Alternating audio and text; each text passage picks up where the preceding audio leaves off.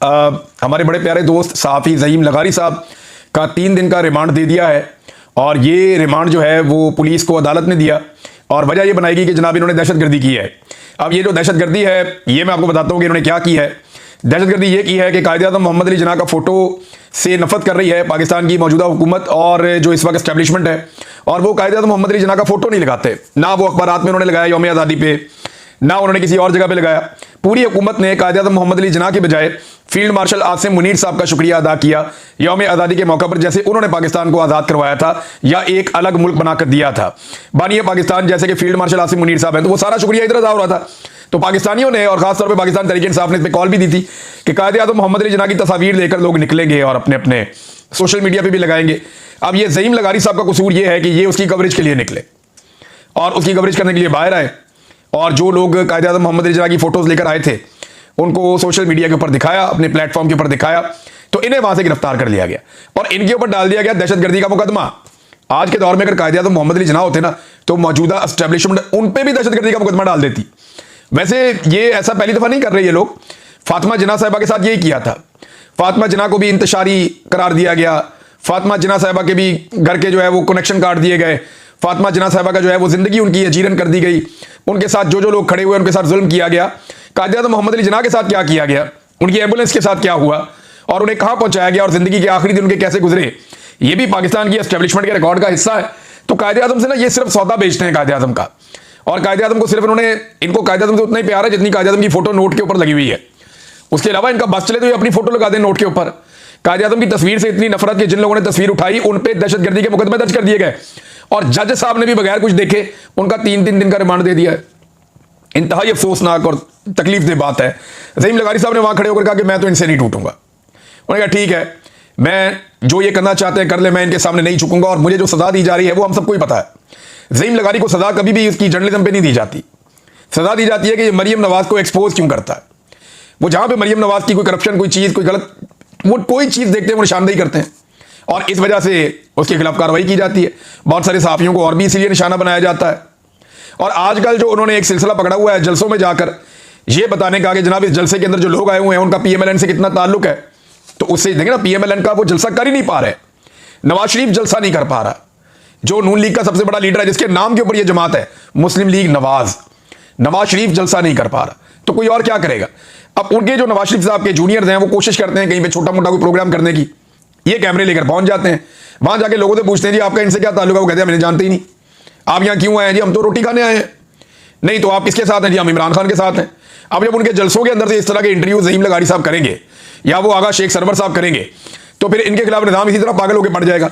अब क्योंकि इस वक्त जो मौजूदा हुकूमत है उसको एस्टेब्लिशमेंट का पूरा आशीर्वाद है, बल्कि ये एस्टेब्लिशमेंट नहीं बनाई है और उन्हीं की हुकूमत है, लिहाजा एस्टेब्लिशमेंट नहीं चाहती कि उनके बंदों के लिए परेशानी पैदा हो, तो एस्टेब्लिशमेंट भी फ्री हैंड लेके इनके पीछे पड़ी हुई है।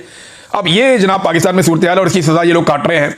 बहरहाल कब तक ये जुल्म करेंगे, एक दिन आएगा जुल्म की ये रात ढल जाएगी और एक ऐसा सवेरा होगा जो हम सारे पाकिस्तानी देखेंगे और पाकिस्तान में इंशाल्लाह सहाफत भी एक दिन आजाद हो जाएगी। अब जिस मरियम नवाज के खिलाफ ये तनकीद करते हैं उनकी तरह हालत चेक करें आप।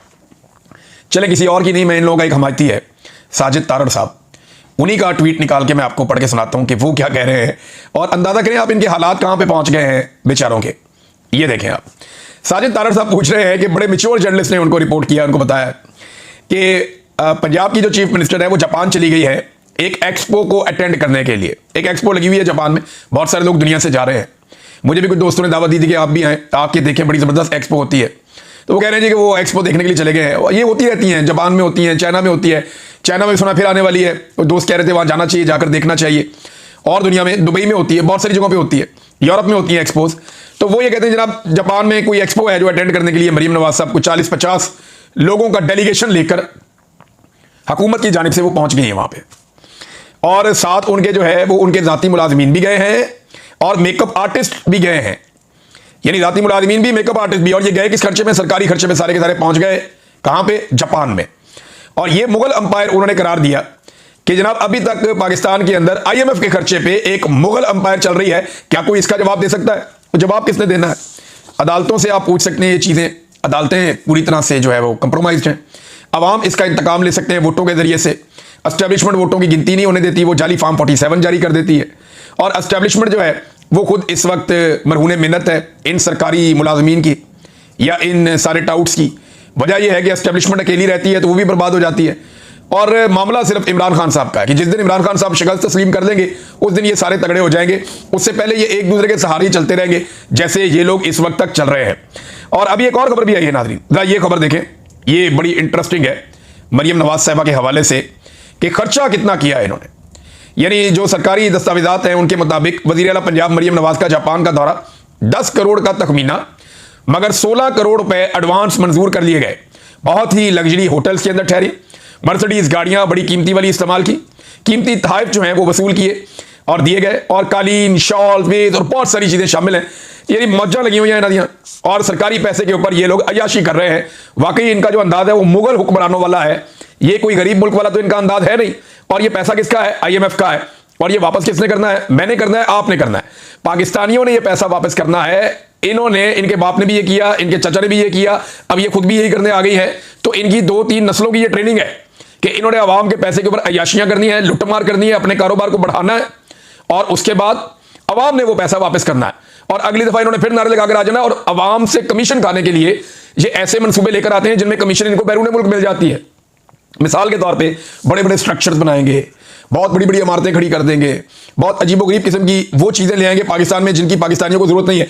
पाकिस्तानियों को तालीम चाहिए, रोटी चाहिए, टेक्निकल एजुकेशन चाहिए, चादर और चारदीवारी का तकद्दुस चाहिए, और पाकिस्तानियों को जो चीज़ें चाहिए वो चीज़ें नहीं दे रहे। यहाँ पे 45% पाकिस्तानी गुर्बत की लकीर से नीचे चले गए हैं और इनकी अयाशियां खत्म नहीं हो रही। सुहेल वड़ाई साहब के कॉलम का बड़ा तस्करा हो रहा है, बार बार बात हो रही है, तो देखें उन्हें ना ज़्यादा संजीदा लेने की ज़रूरत नहीं है। उनकी ये पुरानी आदत है, वो हमेशा से जो हाजिर ड्यूटी अफसरान होते हैं उनकी खुशामद करते हैं, हमेशा से उनकी गेम चुक कर रखते हैं। जो भी जर्नैल इस वक्त मौजूद होगा इक़्तिदार में, सुहेल वड़ाई साहब का फेवरेट होगा, और वो उसके लिए नहायत ही बाअदब और बड़े शानदार अल्फाज उसको हमेशा वो खराज तहसीन पेश करेंगे। लेकिन जब कोई जर्नैल रिटायर हो जाता है तो उसके बारे में कुछ बातें करके वो अपने आप को इनकलाबी भी साबित कर देते हैं। 2019 का एक कॉलम देखें, नवाज शरीफ साहब से इनकी वाबस्तगी कैसी है और मियाँ साहब से सुहेल वड़ाई साहब कितना प्यार करते हैं, जरा देखें आप। आज इमरान खान की जेल आपने देख ली कैसी काट रहा है। अब जरा आप नवाज शरीफ की जेल के बारे में 2019 में जब नवाज शरीफ डील कर रहे थे और डील करके फौरी तौर पे बरतानिया पहुंच गए थे, उस वक्त का सुहेल वड़ाई साहब का डील से बिल्कुल चंद दिन पहले का ये कॉलम जरा चेक करें आप। उसने जेल के अंदर मुदाफियाना मज़ामत शुरू कर रखी है। वो हरफे शिकायत ज़बान पर नहीं लाता, बीमारियों का इलाज करवाने को तैयार है, अस्पताल शिफ्ट होने को तैयार नहीं है, वो हुकूमत की मर्जी की डील करने को भी तैयार नहीं है। वो हमेशा से जिद्दी था, अब भी जिद्दी है। खामोश हो गया मगर मौक़िफ़ बदलने को तैयार नहीं। वो जारहियत नहीं कर रहा मगर सरेंडर करने को तैयार नहीं। वो ताहाल जीत नहीं सका मगर वो शिकस्त तस्लीम करने को तैयार नहीं। ये जनाब 2019 में सुहेल वड़ाई साहब ने ज़मीन आसमान के खिलाफे नवाज शरीफ साहब के मिलाए हुए थे। अस्पताल नहीं जाएगा, नवाज शरीफ साहब अस्पताल पहुंच गए, पूरा टब्बर अस्पताल पहुंच गया उनका। बाहर ख्वाजा आसिफ कहते हैं 100 बंदा नहीं आता नवाज शरीफ को देखने के लिए। तो ये नवाज शरीफ साहब की लाहौर में हालत थी। फिर वो कहते हैं अस्पताल शिफ्ट होने को तैयार नहीं, वो अस्पताल शिफ्ट भी हो गया। वो डील करने को तैयार नहीं है, वो डील करके भी निकल गया। वो हमेशा से जिद्दी था, अब भी जिद्दी है। कौन सी जिद्द है? जूते पॉलिश करना शुरू कर दिया उसके बाद। खामोश हो गया मगर मौक़िफ़ बदलने को तैयार नहीं। और भाई वो खामोश इसलिए हुआ और उसकी बेटी, क्योंकि उनकी डील हो रही थी एस्टेब्लिशमेंट के साथ। उन्हें कहा गया था कि ट्विटर पे या कोई स्टेटमेंट तुमने देना नहीं है, तो उन्होंने बयान देना बंद कर दिए थे। सरेंडर करने को तैयार नहीं है और सारा कुछ सरेंडर करके 50 रुपए का स्टाम्प पेपर लिख के दिया अदालत में, फिर पाकिस्तान से निकलकर बाहर गया प्लेटलेस गिराकर। वो ताहाल जीत नहीं सका मगर शिकस्त तस्लीम करने को तैयार नहीं है। हद हो गया। इमरान खान के बारे में लिखते हैं कि खान साहब आप माफी क्यों नहीं मांगते? खान साहब अल्लाह का वास्ता आप माफी मांग लें। खान साहब अल्लाह का वास्ता, रब का वास्ता, पता नहीं कौन कौन से वास्ते खान साहब को डाल देते हैं, पाकिस्तान का वास्ता डाल देते हैं कि खान साहब आप माफी मांग लें। ये सुहेल वड़ाई का कॉलम आता है। नवाज शरीफ के दौर में कॉलम आता है वो ताहाल जीत नहीं सका मगर वो शिकस्त तस्लीम करने को तैयार नहीं। यानी ये सुहेल वड़ाई साहब की टोटल जो सहाफत है वो आपको यहां पे इन चंद जुमलों में पता चल जानी चाहिए। इन्होंने तो इलेक्शन से एक दिन पहले कह दिया था कि जनाब नून लीग की हुकूमत बन रही है, बहुत बड़ी वाज़ेह अक्सरियत आ रही है, पीपल्स पार्टी की अपोजिशन बन रही है, और तीसरे नंबर की जो जमात होगी पाकिस्तान में वो PTI होगी। ये एक दिन पहले का इस महातज्जियाकार का तज्जिया है सुहेल वड़ाई का, इलेक्शन से एक दिन पहले का। सुहेल वड़ाई का इलेक्शन से एक दिन पहले का जो महातज्जिया था वो ये था कि पहले नंबर की जमात नून लीग, सादा अक्सरियत, वो हुकूमत बना लेंगे। दूसरे नंबर की जमात जो है वो पीपल्स पार्टी, बिलावल जो है वो अपोजिशन लीडर बनेगा, और तीसरे नंबर की घटिया तरीन जमात, फारग तरीन, PTI। अगले दिन लोगों ने वो लितरॉल की अगले दिन लोगों ने कि पाकिस्तान की सबसे बड़ी वाज़ेह अक्सरियत के साथ, 2/3 अक्सरियत के साथ अवाम ने वोट डालकर पाकिस्तान तहरीक इंसाफ को जितवा दिया। फिर इनके मालिकों ने इतनी धांधली की कि टका के धांधली करने के बावजूद पाकिस्तान तहरीक इंसाफ को फिर भी ये 90 सीटों से नीचे नहीं ला सके और फिर भी पाकिस्तान तहरीक इंसाफ कौमी असेंबली में सबसे बड़ी जमात बनकर गई। ये तो इनका टोटल तज्जिया या औकात है। और ये इतनी इधर उधर ईवानों के अंदर बैठ के वजीर आजम के साथ फोटो ले लिया, इसके जहाज में फिर लिया, उसके हेलीकॉप्टर में बैठ गए, उसके पास नाश्ता कर लिया, उसके पास खाना खा लिया, रात का खाना वहां पे तय वहां पे खा लिया, फलाने ने मुफ्त टिकट दे दिया, फलां जगह पे ट्रैवल कर लिया। ये इतनी सहाफत है बस। ना इन्हें अवाम का पता है, ना इनका अवाम की पल्स के ऊपर हाथ है, इनको किसी बात का आइडिया नहीं है। इन्होंने मौजे पता क्यों किए हैं? इसलिए कि जब इन्होंने जर्नलिज्म शुरू किया ना, तब बहुत सारे लोग सहाफत में आए ही नहीं थे, लोगों को आइडिया ही नहीं था उस वक्त। एक स्टेटमेंट आया, डॉक्टर उस्मान जो जबरी तौर पे लापता हो गया था अगस्त के दूसरे हफ्ते में, अब अगस्त के तीसरे हफ्ते में उसका स्टेटमेंट आया। एक एतराफ़ी बयान है जिसमें वो ये कह रहा है कि उसने आला तालीम याफ्ता होने के बावजूद दहशतगर्दों की सहूलतकारी की है और ये रास्ता चुना है। फिर उसने 2-3 वाक़यात भी बताए। फिर कायद-ए-आज़म यूनिवर्सिटी में, पेशावर यूनिवर्सिटी में वो पढ़ा है, 18वें ग्रेड का लेक्चरर है। लेकिन चंद सवालात यहाँ पैदा होते हैं। एक तो यह है कि अगर ये बंदा दहशतगर्दों की सहूलतकारी कर रहा है तो भाई कानून के मुताबिक गिरफ्तार करो ना, अदालत के अंदर पेश करो ना, अदालत के अंदर जाकर ये बंदा स्टेटमेंट दे। ये क्या तरीका है कि अदालत के अंदर वो बंदा पेश हुआ नहीं, मीडिया को पहले एक वीडियो जारी कर दी और वज़ीर आला ने उसके ऊपर एक प्रेस कॉन्फ्रेंस भी कर दी। मामला यह है कि किसी भी शख्स को आप जबरी तौर पर लापता करें तो उससे जो मर्जी स्क्रिप्ट आप पढ़वा लें। अब अगर आप वो वीडियो देखें तो उसके अंदर एडिटिंग भी है। अगर इस आदमी ने वाकई ये सारा कुछ इस तरह हुआ है तो मीडिया को बुला के सामने बैठाते कि जनाब आए और बैठे। इन्होंने एहसान का एक इंटरव्यू करवाया था ना सलीम साफी से, तो मैंने ISPR से कहा जी मेरा भी एक इंटरव्यू करवाएं, तो उसके बाद उन्होंने फोन सुनना बंद कर दिया उस बंदे ने जो इंटरव्यू करवा रहा था। उन्हें नहीं इमरान भी हम करवाते हैं आपका, लेकिन फिर उसके बाद पता चला एक दिन कि एहसान साहब चले गए, कहीं चले ही गए। तो ये जनाब फिक्स मैच ऐसा लगता है करते हैं। जबरी तौर पर लापता करना किसी सूरत भी कोई ऑप्शन हो ही नहीं सकता। जबरी गुमशुदगी, एक आदमी को जबरी तौर पे लापता कर दिया। मिसाल के तौर पे थोड़ा सा पहले हमने वीडियो देखी जहां पे पाक फौज के कुछ ऑफिसर पकड़े गए थे, तो वो वही कुछ बोल रहे थे ना जो उनको वहां पे दहशतगर्द कह रहे थे, कि वो बातें कर रहे थे जो दहशतगर्द सुनना चाहते थे या कहलवाना चाहते थे। तो अगर कोई आदमी किसी जबरी तौर पर लापता हो जाए या इलीगल डिटेंशन में हो, किसी के पास जबरी तौर पर उसे गुमशुदा किया गया हो, तो उसका जो स्टेटमेंट आए उसकी वो कानूनी हैसियत नहीं होती। कानूनी हैसियत उस चीज की होती है जो कानून के मुताबिक चीजें होंगी। भी इसको हमने गिरफ्तार किया था, ये कानूनी तौर पे इसकी गिरफ्तारी है। उसके बाद हमने फला हकायक चेक किए थे, इससे फला चीज हमने बरामद कर ली है, मजीद काम हमने ये करना है, हम इसको अदालत में पेश कर रहे हैं, इस बंदे का अदालत में स्टेटमेंट ले लिया जाए। ये तो है कानूनी तरीका।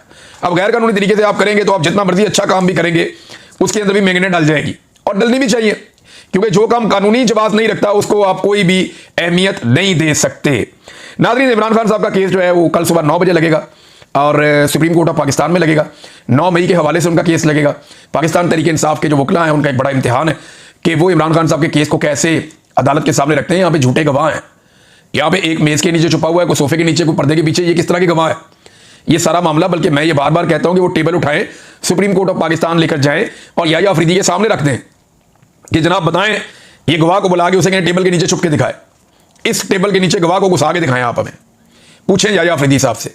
तो याहिया अफरीदी साहब सुन रहे हैं, जस्टिस मोहम्मद शफी सदीकी साहब सुन रहे हैं, जस्टिस मियां गुल हसन औरंगजेब साहब सुन रहे हैं, और ये 9 मई के मुकदमात का केस है इमरान खान साहब का, सुबह लगा हुआ है अदालत में। अब तक तो बहुत नाइंसाफ़ी हुई है, देखते हैं सुप्रीम कोर्ट ऑफ पाकिस्तान इस नाइंसाफ़ी को कैसे जारी रख सकती है। 9 मई का जो एक जालिमाना फैसला है वो मैं आपके सामने रखता हूं, ये जरा नाज़रीन फैसला चेक करें आप। 9 मई का मुकदमा 103/2023 का तहरीरी फैसला जो जारी हुआ, उसमें एजाज चौधरी साहब ने 7 गवाह पेश किए हैं, 7 गवाह पेश किए, मगर अदालत ने यह कहकर गवाहियां रद्द कर दी कि गवाह पाकिस्तान तहरीक इंसाफ के हैं। पाकिस्तान तहरीक इंसाफ के हैं तो क्या वो पाकिस्तानी नहीं है? क्या पाकिस्तान तहरीक इंसाफ के हैं तो वो मुसलमान नहीं है? क्या वो पाकिस्तान तहरीक इंसाफ के हैं तो वो इसके साथ ये शर्त हो गया जो भी पाकिस्तान तहरीक इंसाफ में होगा उसकी गवाही कबूल नहीं की जाएगी? भाई ये क्या क्राइटेरिया है कि वो तहरीक इंसाफ के हैं? और रद्द कर दी गवाहियां। और उसके बाद कहा जी जबकि सरकारी एहलकारों की गवाही तस्लीम कर ली गई। भाई वो भी तो सरकार के हैं ना, सरकार मुद्दई है, तो सरकार की गवाही भी आप ना माने कि जनाब ये आपके ताल्लुक वाले हैं, ये तनख्वाह ले रहे हैं आपसे, लिहाजा इनकी गवाही हम नहीं मानते। आयशा भुट्टा और इमरान खान के गार्ड हाफिज अरशद को सिर्फ नारे लगाने पर 10-10 साल की सजा दी है इन अदालतों ने। ये अदालतें अपने पांव पे खुद कुल्हाड़ा मार रही हैं। अदलिया की तकरीम खत्म हो रही है और जजों को तो परवाह ही नहीं है इस बात की, ज्यादातर कंप्रोमाइज होकर लगे। जो सुप्रीम कोर्ट ऑफ पाकिस्तान का चीफ जस्टिस है वो कभी सवाल ही पैदा नहीं होता था चीफ जस्टिस बन जाता अगर 26वीं आईनी तरमीम ना होती। तो 26वीं आईनी तरमीम के नतीजे में वो चीफ जस्टिस बना है, उसके बाद मौजा ही मौजा। अब जितने जज ज्यादातर बिठाए गए हैं वो सारे के सारे इस सिस्टम के बेनिफिशियरी हैं। एक वीडियो में देख रहा था, पाकिस्तान तहरीक इंसाफ के एक कारकुन है, उनका नाम है असलम बशीर। उनके घर से 14 अगस्त की एक वीडियो आई है और उसके बाद एक छोटी सी बच्ची है उनकी, पुलिस ने छापा मारा, सारी चीज़ें तोड़ दी, तबाही फेर दी घर के अंदर। वो छोटी सी बच्ची की मैंने बातें सुनी है, मैं हिलकर रह गया।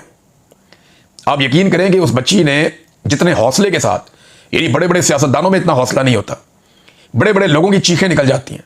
जो घर के मनाजिर मैंने देखे, उसके बाद उस बच्ची की बात सुनी और जो अज़म और हौसला मैंने उस बच्ची का देखा, ये पाकिस्तान की एस्टेब्लिशमेंट को समझ नहीं आ रही कि उनके साथ क्या हो रहा है। उन्हें पहली मरतबा मैंने कहा था कि आपको टक्कर के लोग मिले हैं, और मुझे भी अंदाजा नहीं था कि ये इस कदर सख्त जान लोग हैं। उस बच्ची की बातें सुनने के बाद अगर एस्टेब्लिशमेंट को आप ये बातें सुनाए ना, तो उन्हें खौफ आना चाहिए कि पाकिस्तान कहां पहुंच गया है और पाकिस्तानी उनके बारे में क्या सोचते हैं। बड़े बड़े लोगों को मैंने देखा, लेकिन इतना हौसला नहीं था जितना इस बच्ची ने बात करते हुए सबूत दिया, हिम्मत का, जवामर्दी का। और वो डटकर खड़ी अपने मौकिफ के ऊपर, और उसका पूरा घर तोड़ा हुआ है। उसकी वालदा को धमकियां लगाई, खवातीन के साथ वहां बदतमीजी की पुलिस ने, और बच्चों के साथ बदतमीजी की। लेकिन इसके बावजूद बच्चों का हौसला आप देखें कि वो कैसे खड़े। और पाकिस्तान पे जो नमूने मुसल्लत किए गए हैं, उनके हवाले से एक बड़ी इंटरेस्टिंग चीज आई। गिलानी का बेटा हैदर गिलानी, अली हैदर गिलानी, उसका नाज़रीन जरा आप स्टेटमेंट चेक करें। ये स्टेटमेंट आप सुनेंगे तो आप हैरान हो जाएंगे। ये अली हैदर गिलानी है। कायदे आज़म से किसी ने पूछा कि आप मुल्तान नहीं जाते, आप लंदन भी जाते हैं, कराची भी जाते हैं, मुल्तान नहीं जाते। तो वो कहता है जी कि कायदे आज़म ने कहा कि मुल्तान में मेरी सूरत में गिलानी मौजूद है। यार कायदे आज़म ने तो बख्श दो भाई। यानी आप अंदाज़ा करें कि ये हर चीज़ अपने खाते में डाल लेते हैं। भाई कहाँ गिलानी, कहाँ कायदे आज़म।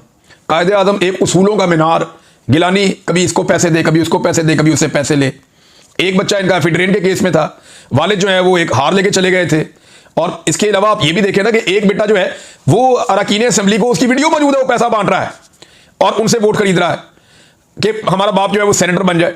तो ये कहाँ गिलानी, कहाँ कायदे आज़म। खुदा का नाम लें, अब तारीख को मसक करते करते अब तारीखी शख्सियात के ऊपर भी इन्होंने अटैक कर दिया है। और हालात पाकिस्तान में नाज़रीन ये है कि इस वक्त मुल्की तारीख में पहली मरतबा 50% कपास की फैक्ट्रियां गैर फाल या बंद हो चुकी हैं। वजह यह है कि रुई फरोख्त नहीं हो रही, और इसकी एक सबसे बड़ी वजह क्लाइमेट चेंज है, क्योंकि बारिशें बड़ी बेवक्त हो रही हैं, बहुत अजीब तरीके से हो रही हैं। उसकी वजह से आपकी रुई की फसल बहुत मुतासिर हुई है। पहले ही पाकिस्तान में कपास की बहुत शॉर्टेज है, लगातार इसकी पैदावार कम हो रही है, और क्लाइमेट चेंज की वजह से एक और बड़ा नुकसान हुआ है, जबकि गवर्नमेंट के पास इन चीज़ों से निपटने का किसी किस्म का कोई सलूशन नहीं है। पंजाब हुकूमत की हालत यह है कि मरियम नवाज साहबा योकोहामा हॉल, ये एक है योकोहामा टाउन हॉल, वहां पे गए दौरा करने के लिए, देखें वहां पे जिद्दत जो है उसको हम पाकिस्तान में लेकर आए। और भाई जापान दुनिया से 50 साल आगे चल रहा है, वो यूरोप से आगे चल रहा है, अब जापान ही पहुंच गए सीधा कि आपने पाकिस्तान को जापान बनाना है। वहां पे उनकी तरफ से 3 बंदे थे और इनकी तरफ से दर्जनों बंदे थे। मरियम नवाज के वफद में दर्जनों लोग थे, और वहां जो योकोहामा हॉल है उनकी जानिब से सिर्फ 3 लोग थे। अब यहां से आपको पता चलना चाहिए कि कौमें बनती कैसे हैं। उन्हें आइडिया कि जितना काम है उतने लोग जाएं। ये यहां से खर्चे करके जनाब भर के पूरी बारात लेकर पहुंचे हुए हैं जापान में सैर सपाटे के ऊपर।